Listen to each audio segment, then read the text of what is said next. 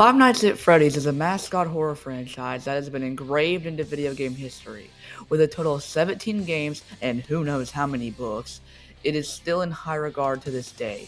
But for this video, we will be going back to the beginning to see why FNAF 1 was, and still is, generational.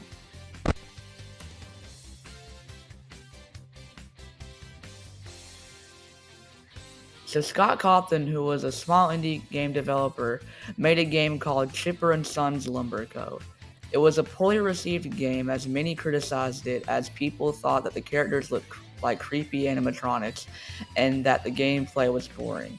So with these criticisms, Scott decided to use them to make a new game, which was called Five Nights at Freddy's.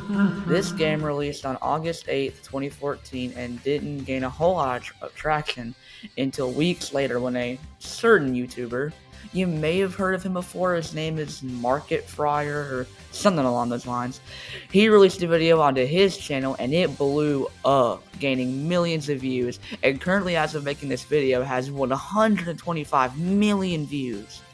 So this gave Five Nights at Freddy's a lot of attention, and the game quickly became very popular and made it skyrocket to new heights.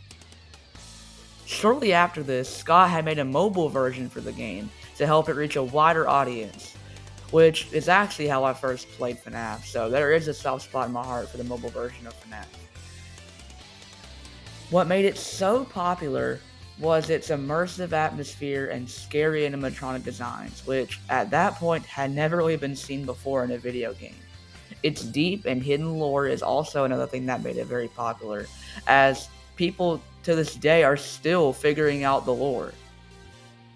The game's simplicity helped it become more popular with people, as its simple point-and-click style gameplay is easy for almost anyone to figure out. Tons of YouTubers have helped FNAF become known to more people, one of which I've already mentioned earlier in the video, but other examples include Corey Kenshin and Donko.